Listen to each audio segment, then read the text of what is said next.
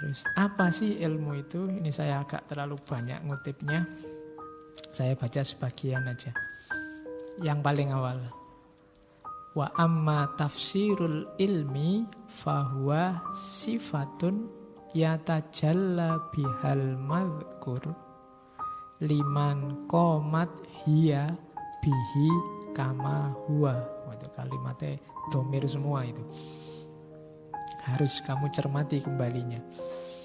Ilmu itu sifat yatajalla bihal madhkur, yang menjadi terang, menjadi jelas apa yang disebut. Liman qomat hiya bihi, bagi orang yang, bahasa letternya mendirikannya, bagi orang yang memahaminya, kama huwa, sebagaimana adanya. Ilmu.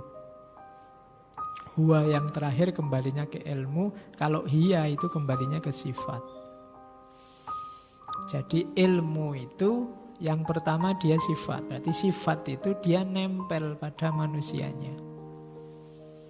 Jadi sebelum dia nempel belum bisa disebut ilmu. Dan nempel itu dalam kondisi apa? Dalam kondisi yatajalla. Jelas. Kalau masih ragu-ragu belum. Jadi ilmu itu misalnya saya lihat ini. Di talam ini ada 2 gelas, 1 coklat, 1 putih. Ini kalau saya sudah yatajalla bahwa ini minuman. Aku ngerti 100% ini minuman. Bisa diminum, namanya teh, rasanya manis. Maka saya sudah punya ilmu tentang ini. Kalau kamu masih ragu itu apa ya di situ? Itu teh apa oli ya? Itu belum ilmu. Gitu. Karena saya yakin bahwa ini teh, akhirnya kan mantap dia jadi ilmu. Diminum juga enggak apa-apa, wong saya tahu ini teh. Karena sudah jadi ilmu, minum dulu. Bismillah.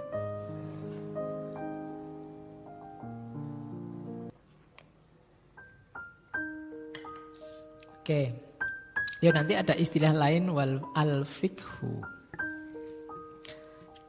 Beliau mazhabnya Hanafi, nanti di beberapa tempat mengutip Imam Abu Hanifah. Yang Imam Abu Hanifah kan di antara imam 4 yang lebih cenderung pakai rasio, pakai kias, pakai ijtihad. Imam Abu Hanifah ini punya al-fiqhul akbar. Fiqhul akbar itu isinya nggak cuma fikih. Semua pengetahuan agama, ilmu kalam, fikih itu masuk di fiqhul akbar. Makanya di Quran itu kalau ada ayat yang sebagian di antara umat, di antara manusia harus ada yang yatafaqahu fiddin. Nah, tafaqquh fiddin di sini bukan berarti hanya ilmu fikih. Tapi sebagian harus jadi ahli agama, harus jadi ulama. Jangan semuanya awam, jangan semuanya rakyat. Tapi juga jangan semuanya ngaku jadi ulama. Itu lebih bahaya lagi. Jadi ya kayak sebagian harus ada yang jadi dokter.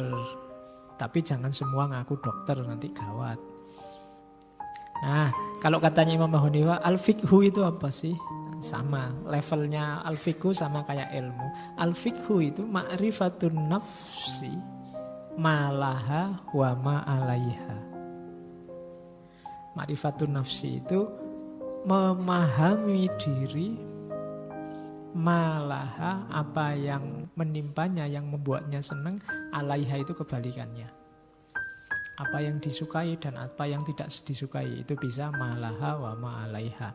Apa yang membahagiakan dan apa yang membahayakan itu malaha wa ma'alaiha. Jadi dalam istilahnya Imam Abu Hanifah, seorang disebut faqih itu berarti harusnya orang yang ma'rifatun nafsi malaha wa ma'alaiha. Orang yang sangat paham tentang dirinya. Orang yang sangat mengerti kehidupannya.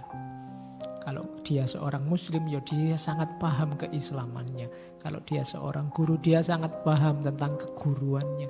Kalau dia seorang petani, dia sangat paham tentang kepertaniannya. Malaha wa ma'alaiha, apa yang memberi manfaat maupun apa yang menghasilkan mudarat. Baru orang ini namanya faqih, al-fiqhu.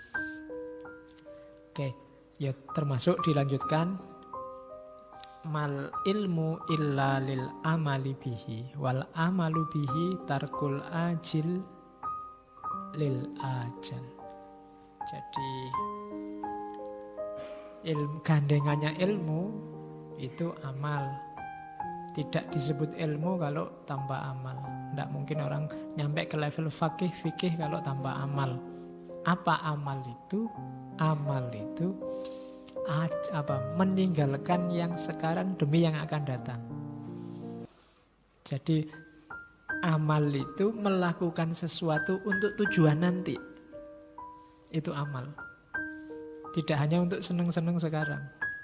Itu namanya amal. Untuk bisa begini orang butuh ilmu. Jadi untuk bisa melakukan sesuatu yang manfaatnya ada di depan, itu kan kita butuh ilmu. Maka tarkul ajil lil ajal. Tidak cuma mikir sekarang apa, tapi besok apa.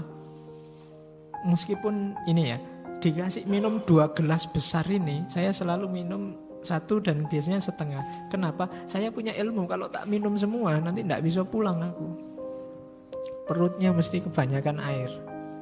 Nah, itu tarkul ajil lil ajal. Biar nanti perutku tidak ajil lil ajal juga bisa diartikan meninggalkan yang dunia demi akhirat. Itu juga butuh ilmu. Ilmu plus amal. Jadi itu versinya Imam Abu Hanifah.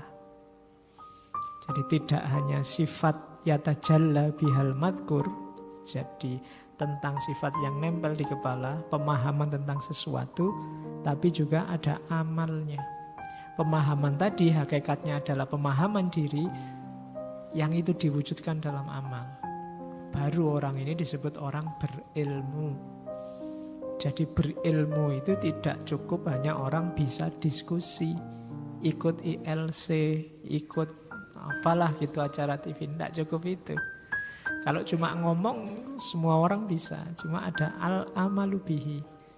Kayak kalau di TV-TV kan kadang dia ngomongnya apa, di rumah ngapain, kesehariannya kayak gimana, tidak nyambung sama hidupnya. Jadi ilmu tidak bisa hanya pencitraan. Kalau hanya pencitraan levelnya belum ilmu. Hanya gaya itu tidak bisa.